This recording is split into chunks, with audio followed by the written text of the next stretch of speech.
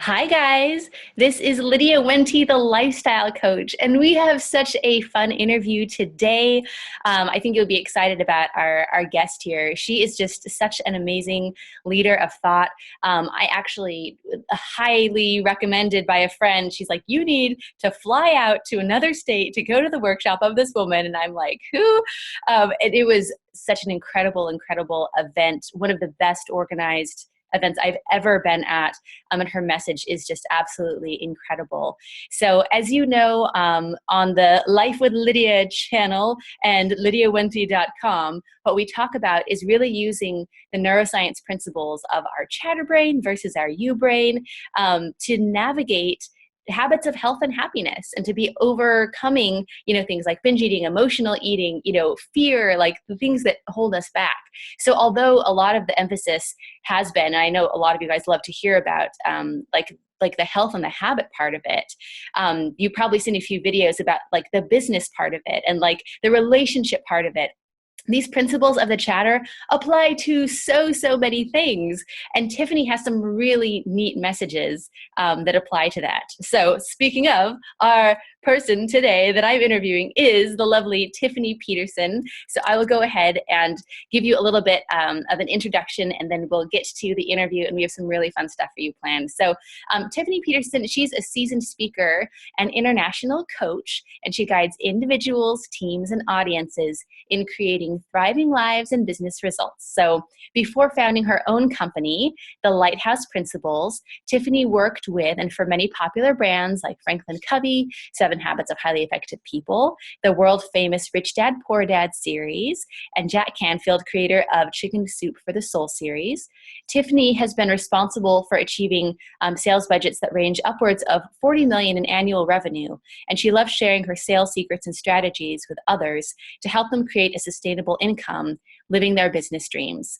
I will link to her website so you can find more of Tiffany in the show notes here today.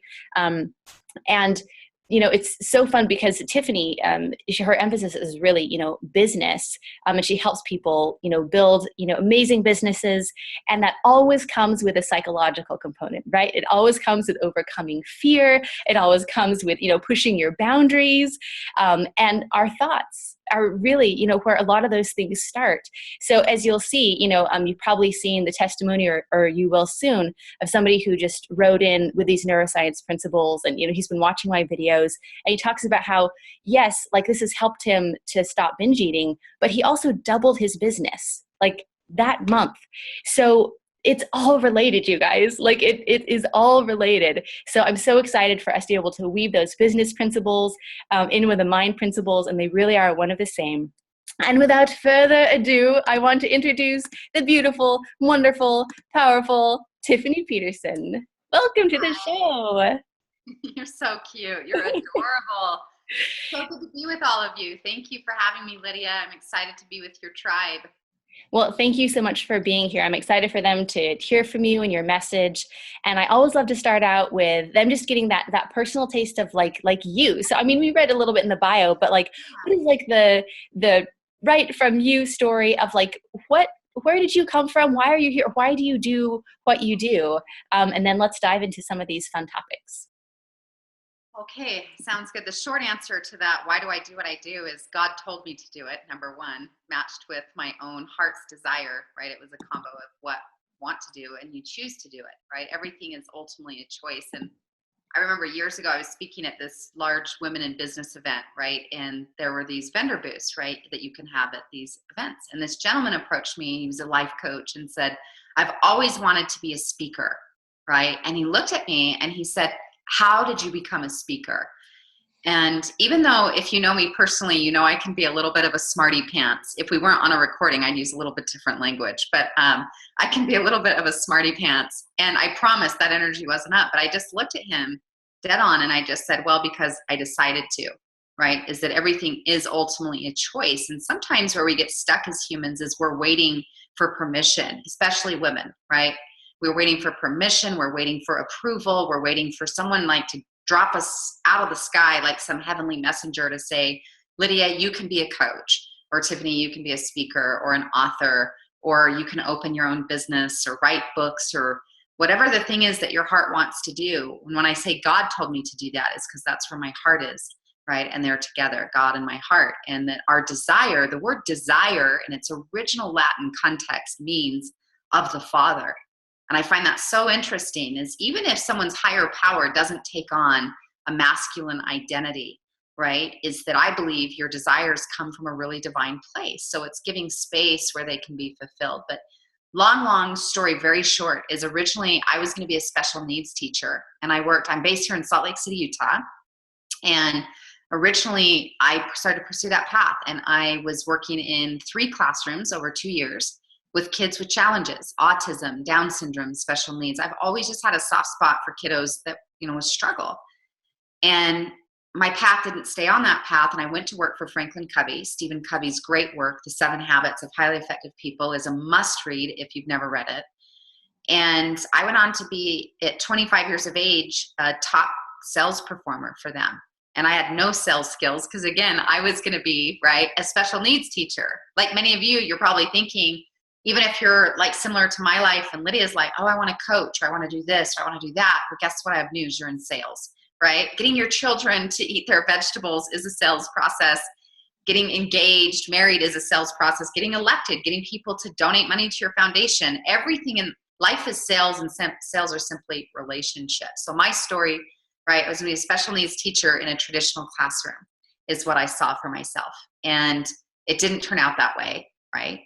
And so the dynamic of that is I went on, as I said, work for 7 Habits and Stephen Covey's work, and then the Rich Dad Group. If you've heard of Rich Dad Poor Dad, and Jack Canfield was mentioned in her bio share. So yeah, that's kind of the gist, is that I created a lot of sales success, not because I was great at sales, but because I was passionate and I had work ethic. And passion and work ethic will take you a really long way. And from there, they asked me to start training classes on the side. And that eventually I was someone else's corporate trainer for a while. And 6.5 years ago, I left corporate and launched my own little business. And that was a sure stretch in personal growth because I'd never done my own business before. And I went from promoting really big brands that I was super passionate about. And it's a very different and very vulnerable shift when you promote yourself, right? So when you go from, hey, I'm supporting Franklin Covey or Jack Canfield, that's awesome. However, when it's now, hey, I'm going to put myself out there, there's a lot of stuff that will come up and has come up that I've had to work on. Like you're talking about thought patterns and belief systems and how you nourish that, is we all have those different dynamics that we get to face. But that's kind of the short version of how did I get here, where now we've met and you've come to my event called Elevation. I host every September, 3-day event. And then we also met up at an event that the Dave Ramsey platform, if you know Dave Ramsey and the money makeover work, that we met at an event in Nashville last year called Business Boutique. So it's so fun to be here live again. Yes, it's so fun to just, we just cross paths all over. And it's so fun to have you here now. And you have a beautiful story. And I love what you said, Tiffany, about like everything is sales. And we really talk about, transformation of life and transformation of women. And like, isn't that sales? Isn't that you selling to yourself that you can have a different life, right? It takes that convincing, and it takes that relationship, even that inner relationship. So that's beautiful. And that everything is a choice. I love that you brought that up. And I think it is so related with permission, right? It's like sometimes we open up so many more choices in our lives because we give ourselves permission. I hear all the time that, just us having our stories gives other women permission, right? It's like, oh, like you're a speaker, or like Lydia, you overcame, binge eating or whatever it was. Like that gives someone else permission to know that, wow, they can make that choice themselves. So will you tell us a little bit about like that giving ourselves permission? Like that sounds nice and wonderful. But what are some practical, like, how do we get to that place, or like have that kind of sit in our hearts of like, wow, I have permission to make change in my life, or to do something outside of my comfort zone, or to grow in some way? Well, I think part of it too, when we talk about permission, is sometimes what's happening, again, especially for women, is they're waiting for permission. So I like you to ask the question, whose permission am I waiting for? And there's a lot of insight that can come up for that, is whose permission am I waiting for? And that will also give you some insight to where you might be getting stuck. And it might be you're waiting for your parents' approval or your church's approval or your community or your spouse. Sometimes it's no one's. It's just this maybe idea that we've picked up that we're waiting for someone to say, you're certified, you're credentialed, you're good enough. Wait, you're not? Not sure about that. And realizing that it's such a personal journey. Again, for me, my faith is a really big part of my life. And I honor for everyone, however they access their higher power. It's just different language, different people, but you have one, whether that's Buddha or God or Jesus or universe, right? Mother Mary, Muhammad, honor of all of that container. It's just about how do you connect to it. And so in your own personal walk or your own personal exploration is time in prayer, meditation, is taking that question, whose permission am I waiting for? And am I ready for this? Am I worthy of this? Am I deserving? Right? And coming to that conversation, I think is so important for us to really look at, is doing some of that soul work. Is you might just be waiting and waiting and waiting well, what life is waiting for you to just make some decisions. And it was interesting, earlier this year, I had the experience of meeting one of my heroes, or shero. Her name is Dr. Rachel Remen. Remen is her last name. She's the author of two New York Times bestselling books, one called Kitchen Table Wisdom and the other is called My Grandfather's Blessings. And I met her in January of this year. I was speaking at an event in Berkeley the first weekend of January. And I flew out to Berkeley and to give this keynote talk. And the same week, I get this notification. Now, keep in mind, Lydia, this is a woman I tried to connect with for years. I even called her team, email. I said, how much money? I'll just pay it. Like, I just need an hour of her time. I want to connect with this woman, want to connect. And her workshops, because she's in professional and traditional medicine, she's also in spiritual work and so forth too. But I mean, she's a real pioneer as a female in medicine, and specifically oncology and cancer.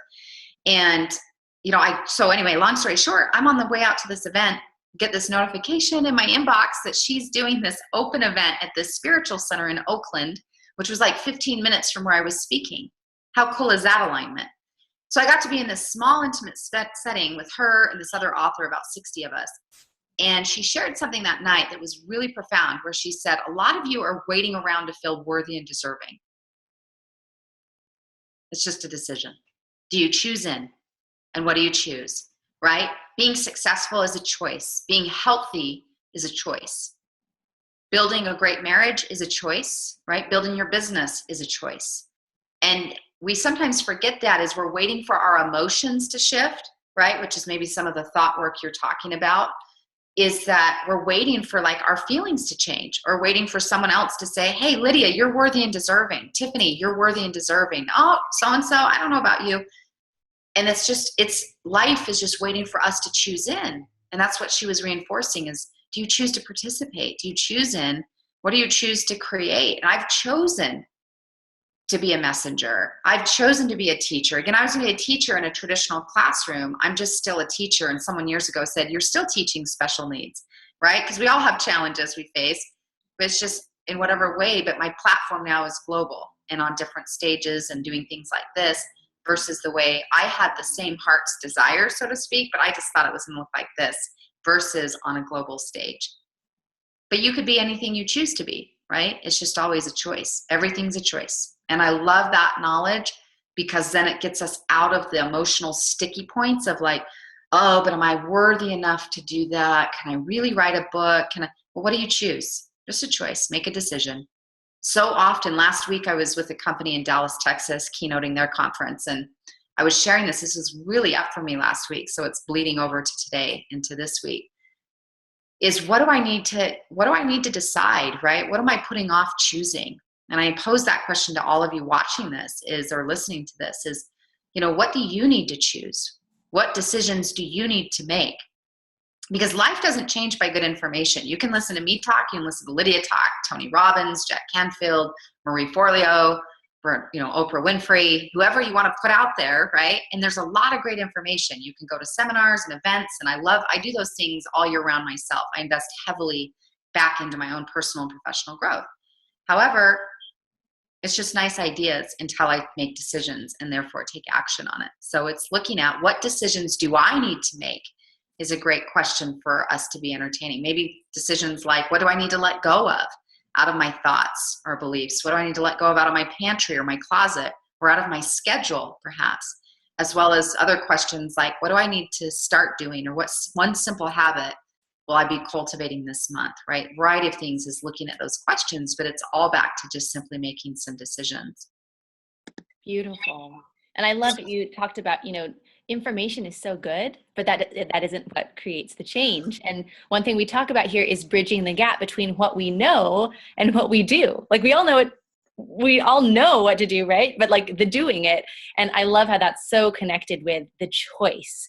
So making that choice, let's say that, somebody comes up to one of the beautiful questions that, you mentioned is, am I ready for this? Or like, whose permission am I waiting for? But let's take about the am I ready for this? You talked about stuff coming up, right? So we ask ourselves the question, am I ready for this? And then you get all sorts of sirens in your head, right? Like you have all this like stuff coming up about why you're not ready for this. And, we would call it like, the chatter, right? You have this inner speak that is really there to protect you, but it also holds us back. So like when we ask these questions of ourselves and we have that stuff come up, Tiffany, like what would you suggest? Like what would you guide people to do with that stuff that comes up? Well, one of my favorite thoughts to share is that when your stuff comes up, right, your fear comes up, your self-doubt comes up, is just be aware that feelings are not facts. And I invite you to write that down. Feelings are not facts. They are feedback, right? Is that they're just emotions. And sometimes where it's like, oh my gosh, I feel afraid. I'll sit down, I'll hold back. Most often when we feel uncomfortable or fear or self-doubt, we do constriction behavior, right? A pullback is how we tend to respond rather than just being curious about the fear. I like to say friend your fear, right? Get curious about that fear. Get aware to like, what's that really about for me? What is this about? Because now for me, fear most often is a trigger or an awareness that I'm on the cusp of a breakthrough. Not, it's not the quiet voice that's like, that's probably not right for me. It's more of if I'm feeling afraid, my ego's either tripped out or it's something, again, of that nature of like, okay, I'm on the cusp of change. I'm on the cusp of maybe being vulnerable. I'm feeling a little fearful.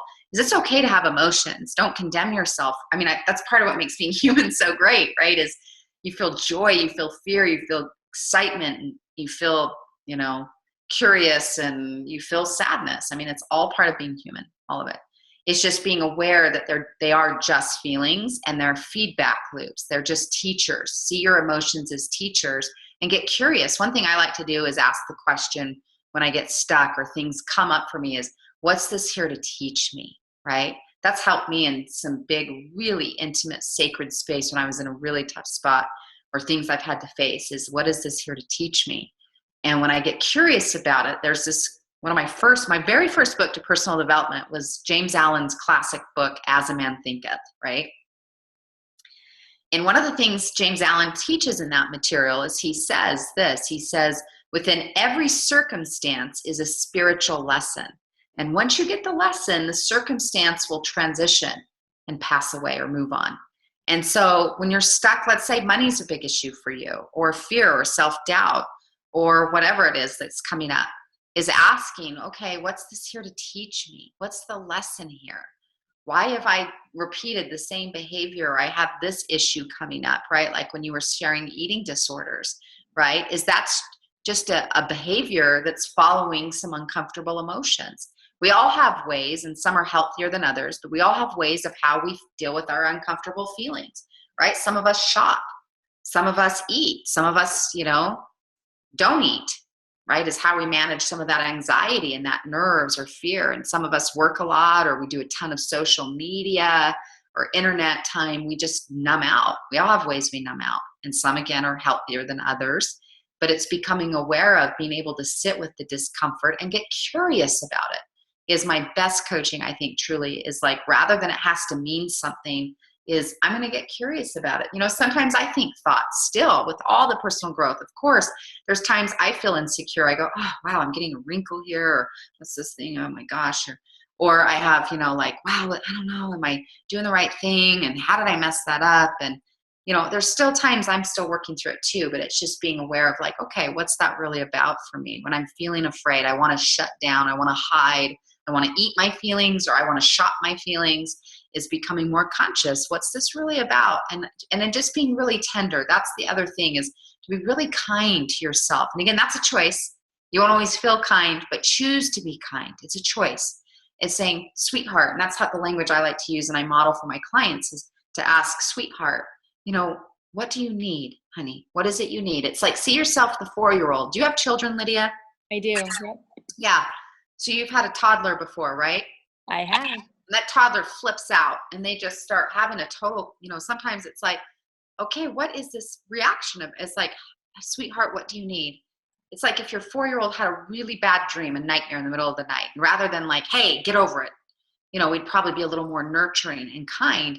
Is when your 4-year-old self has had a nightmare, or you're like, I'm freaked out, I'm triggered, is just to be nurturing and kind. What's this here to teach me? And as well as, what is that? What do you need, honey? Because a lot of times it's like, I'm tired, I need a break. Okay. Or I need to play, or I'm hungry, or I want more connectivity. I'm tired. Sometimes I find myself, I'm on my social media on my phone too much. It's like, it just feels like gluttony. And I'm like, get me away from, it's like, what do you need, sweetheart? And it's like, I need to connect. I need to get outside, or I need to go move my body, and just tuning into that inner voice that will give you some of that direction. Your heart voice, as I like to call that, spirit intuition, right? But that voice, if we give it space, will speak to us. It will teach us. And I love that curiosity in approaching that, because if you've got a toddler and you say, that kind curiosity of what do you need, then you're actually able to, get to that calming place and that nurturing place. But if you say, of course, the ignoring, like you said, like that's not, useful, or the like, okay, what do you want? What do you want? You know what I mean? You want to go shopping? You want more social media? You want candy? It's like, that's the like, give them whatever they want is not the nurturing, right? It's the curiosity. It's like, what is this really about? So I love that. That's so beautiful. And I love what you said about, it doesn't have to mean anything. Like the emotions are just feedback, because I know we have so much chatter that comes up and so much judgment around, I shouldn't be sad right now. I can't be angry right now. As opposed to, like, let's look at that. Like, what do you need? Where is this coming from? What's the lesson in this? That's really beautiful. And then, friending your fear. Would you say that it's the curiosity is a way to friend your fear? Would you say that those things are related in that process? Yeah. I mean, fear, I think it's a John Mayer song somewhere where he says, fear is your friend that's just misunderstood. And I think when you see it that way, is like, oh, it's here to teach me. It's here to support me, right? Is that it's a guide, right? Is that and it's just how we all deal with fear. Here's the thing. I still have fear come up. You do. Everyone I coach, meet, even if they seem like the most confident, put together person, everyone still has fears or struggles at some level. So it's being aware of, but how people handle their fear is a game changer. It's the deal maker or deal breaker. Number one, I like to say, and I share this in a lot of my keynote talks, you've probably heard me share it at Elevation or other places, is my $1 million question is, am I willing to be uncomfortable to have the results I want? Everyone I coach or meet is, of course, going to say, I want to double my sales or rank advancement in my direct sales company, or I want to lose weight or be happier or healthier, right? And my next question is, great. You want to double your sales? Very doable. Now, are you willing to be uncomfortable to have that happen? Right? And it's like, ooh, that's the real question. Because everyone will say, I want change. But the real question is, are you willing to change to have the change? Right? Because all of us are saying, sure, of course, I want to have a better marriage. Great. Are you willing to change you? Well, kind of thing. And it's like, I want to grow my sales, which is mostly the space I spend time in business coaching, is I want to grow my sales. I want to monetize my message. I want to, have a product or a service or a platform, and I really want it to get more marketing, and I want to make more dollars at the thing I love to do. And in the process, yes, change more lives. And it's like, great. Are you willing to be uncomfortable to have that? Is that we all face discomfort when it comes to growth. And so that really is, like, for me, what I call my $1 million question is, the dynamic is, am I willing to be uncomfortable? And so part of friending your fear is choosing to see the discomfort as signs of growth, often not signs of danger. There are times where, yes, your fear kicks in. Like if you're walking down a dark alley late at night and you see a human approaching you, then also you see them pull out a gun or a knife, that's a natural response to be afraid. But more often our fear stimulus is really triggered wrong. And a lot of that fear, here we go, man, girl, we're diving into some deep stuff. Most of that fear, if you look at it and you say, what are you afraid of, right? Like when we were talking about sales, like, oh, I'm fear of rejection, right? Hands down, number one. And fear of failure and fear of success and fear. But when you look at all of those fears, most of our fear is all found in the same camp that sounds like some rendition of, what will other people think of me, right? What will other people think of me if I put myself out there? I ask them to come to a class, try my product. I ask for my boss for a raise. I ask my partner for more help in the home, or I ask for this. I ask whatever you want and you're willing to, but I feel vulnerable asking for it, or putting myself out there is so often our real fear is about socialized fear, which is, what are people going to think of me, right? If I share this blog and I put myself out there, you find people on social media that are really killing it is they're very authentic and they're willing to be, they're their own personality. People follow personality. And so it's a willingness to embrace that. So I know I'm tucking several things in there, but right, it's really willing to look at that. Most often your fear is about your fear of other people's opinions of you. And here's the thing, like, last weekend I spoke to a room of 1,500 people. There's 1,500 opinions of me in the room. Even any of you watching this, some of you are like, oh my gosh, we are soul sisters for life. I'm going to follow Tiffany Peterson. I'm going to her elevation event. Some of you might be like, yeah, that redhead has some pink lipstick on. I'm not sure, right? Who knows what your opinion is? But I can't control that. I can only control how I show up. But if I want to make myself miserable, I'm going to live into the thoughts of, what do you all think of me? Do you like me? Do I do it right? Do you like my hair? Is it done? Oh my gosh. And you just turn yourself into a pretzel versus being willing to have your own back and follow your heart, give yourself the permission you're waiting for, and really create what your heart wants to create, and not being hostage to your fear. It's most often a mental construct of what other people will think of you. No one's often thinking of you anyway. Everyone's so self-focused on, that they're not really that, so be you, go do your thing. But again, there's a lot of layers to that conversation that we're diving into. Yeah, it's beautiful. And they're all interwoven. They're all related, right? It's like this fear thing that, like, what will people think of me? And I would say that probably extends to, like, what will I think of me? If I try this, if I put myself out there, if I believe recovery is possible or change is possible, and ... this happens or that happens, like, what will I think of me? So I think those things are all just so related. So yeah, very, very fun to just, we just nerd out, right? We like nerd out on cool topics, and like, that's what we do here. I like being a nerd, so it's good, right? That's what matters. Is Nerds unite. Nerds unite, like who you are. There you go. So we have our growth, right? We have our growth, and stuff comes up for us. And when that stuff comes up for us, we get curious about it. A classic question that, you guys who watch the videos will hear over and over is, isn't that interesting? Oh, isn't that interesting? That came up for me, just like that curiosity. So that sounds like kind of, the process. But let's talk a little bit about, I know that a lot of my audience is, they're doing a big change in their life, right? And it really starts with the brain, right? So we have this prefrontal cortex, that's, the you brain. And then we have the chatter brain, that's kind of that more animal brain, the one that fear is really centered in. And, one thing that impacts, how your brain works together and, how you're feeling from day to day even, is just that daily routine, right? So I talk a lot about practice. Like, we're just going to practice these skills, right?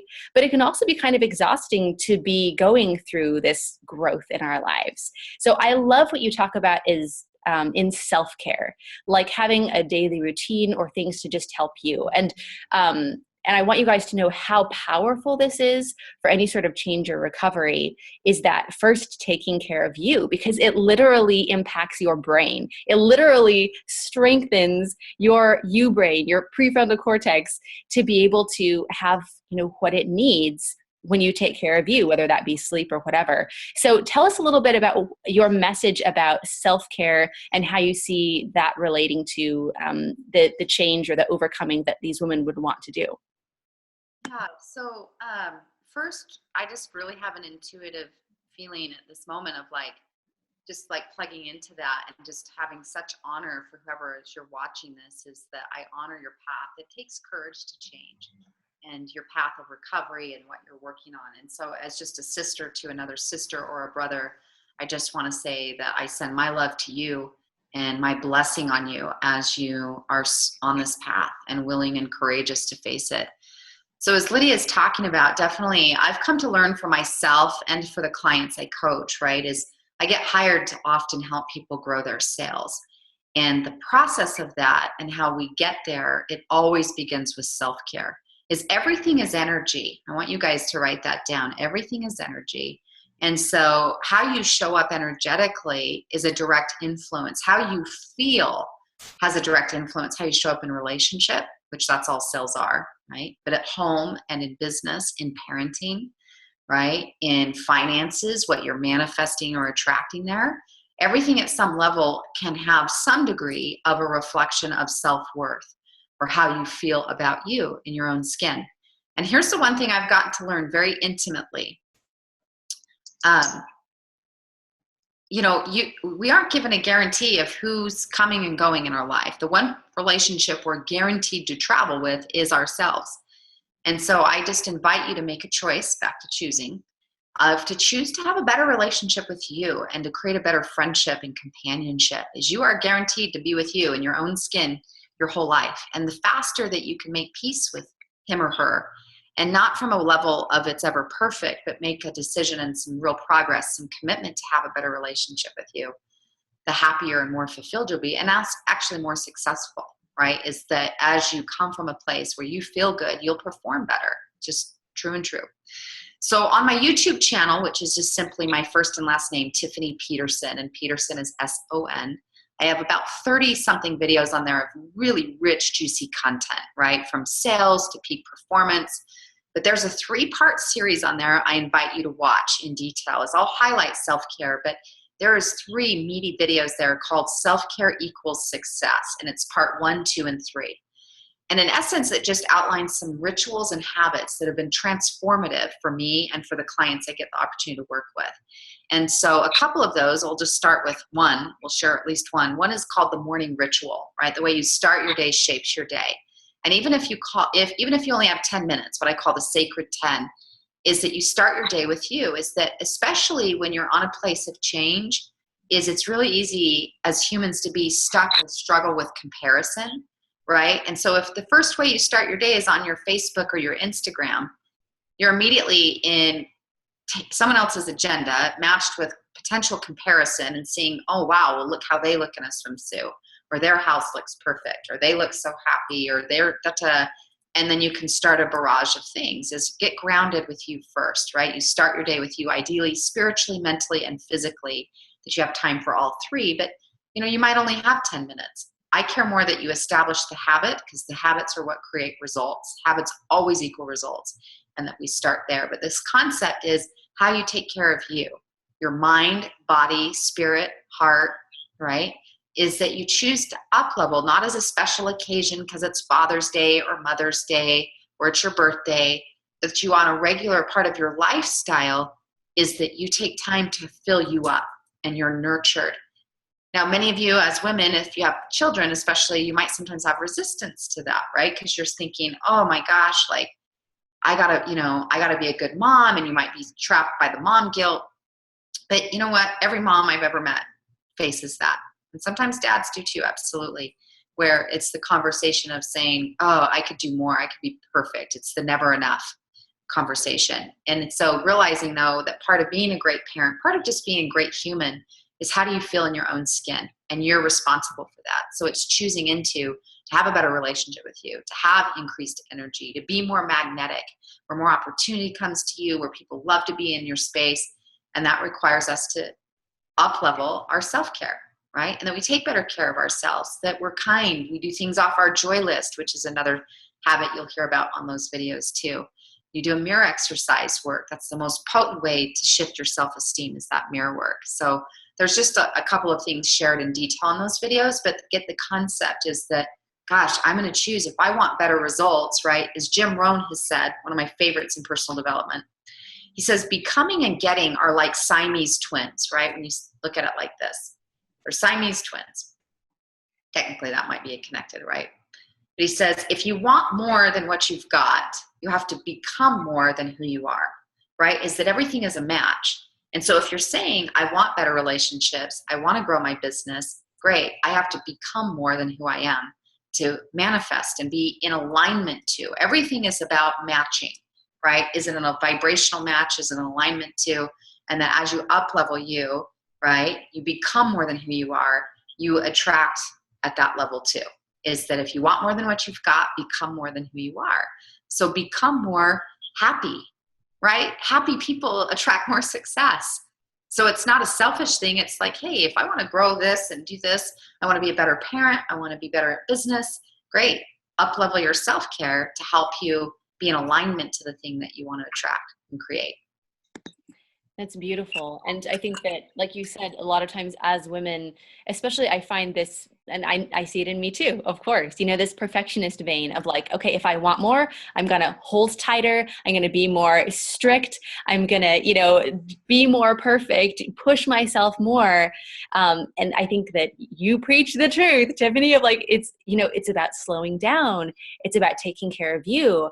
And those are really the things that are going to help you to be in a better relationship with yourself. And I know that, like, for those of you, watching, a lot of you may feel like it's a war zone in there, right? Like, I remember that feeling of, I would wake up and I would just be terrified because I didn't know what I was going to do. I didn't know, if I was going to be in the cycle of bulimia. I didn't know if I was going to, binge that day.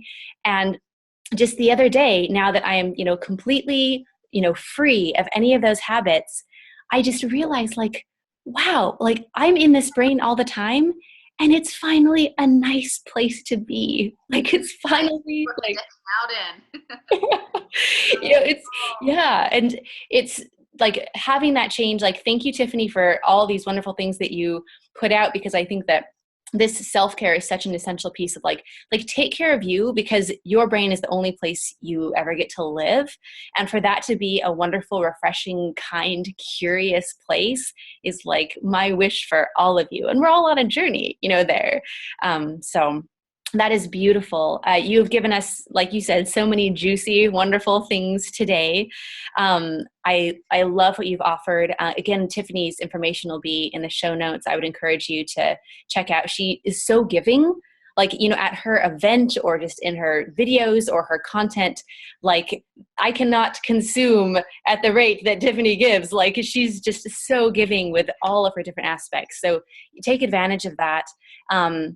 And I want to ask you, Tiffany, like, a lot of times in an interview, like it'll be like, okay, like that feels complete. Like that was the thing that we went to create and there it is. And then sometimes there'll be that, like that burning thing of like, oh, you know what? Like I felt inspired to share that and I didn't get to. Like, is there anything left for you, like in this thing that we've created today, that you feel that you want to share?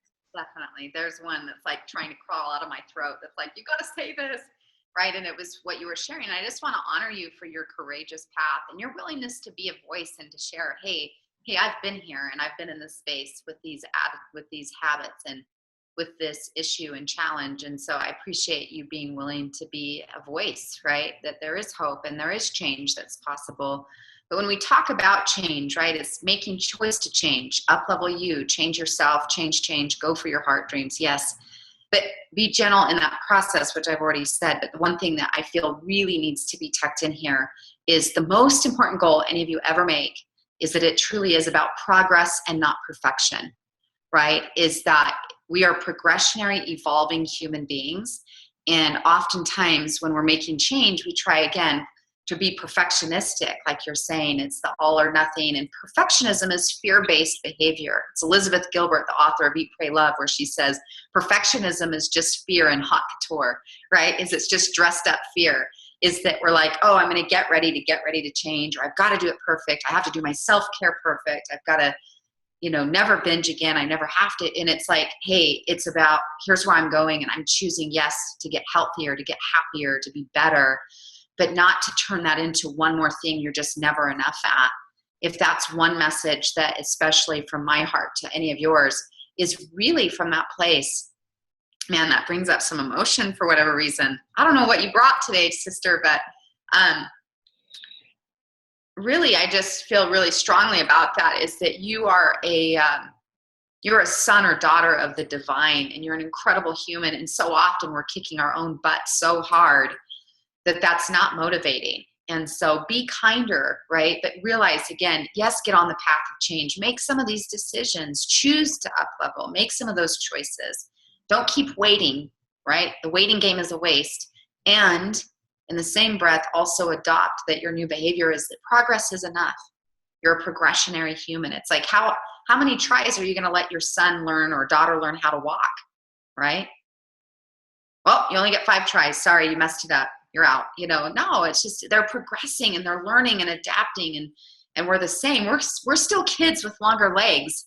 And so it's really important that in terms of healing a lot of times why those behaviors, if it's overeating, if it's the binging, if it's shopping, if it's overconsumption of social media, right? There's a variety of ways, again, that we numb out. A lot of that, again, can be from perfectionism feelings, is that it's just the never enough, and I've got to, but whatever the discomfort may be. But that's definitely what I want to tuck in here, is it is about progress, not perfectionism, and that you allow yourself to be evolutionary with what you're working on. One last nugget, there's a video on my YouTube channel called Setting Goals That Really Work, or Goal Setting That Really Works. And it talks about a formula in there that helps get away from perfectionism called the MTO formula, Minimum Target Outrageous, which has been transformational for me when it comes to goals. Because see, some of you don't set goals because you don't want to do the perfectionistic pie in the sky or nothing.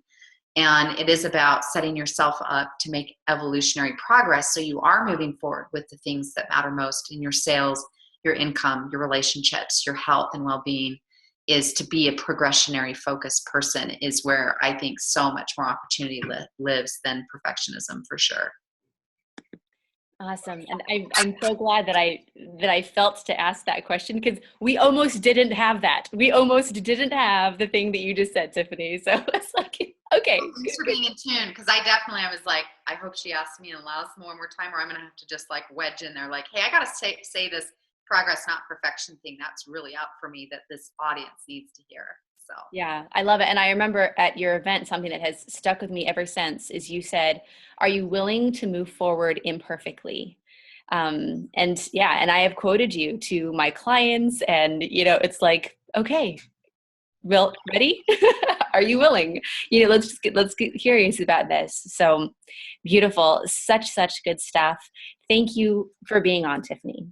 So much love. Thank you for having me, everyone. And thank you, Lydia, again, for the opportunity to be in your sacred space with your tribe. I sincerely appreciate it. Thank you. So for more of Tiffany, and there is so much more wonderful stuff that she has out there, a good place to start is www.tiffanyspeaks.com, and we'll put some more links with things that you can find to get more of her. And then, as always, if you go to lydiawente.com, you can get your free ebook, How to Stop Binge Eating and Be Successful at Everything Else. And there's some really fun stuff going on there. And we're just here to serve you. And it's a beautiful thing. So thank you for taking time out of your life, your existence here on the planet, to listen to Tiffany and I. It's a wonderful thing. So Lydia Wente, lifestyle coach, signing off. Mwah.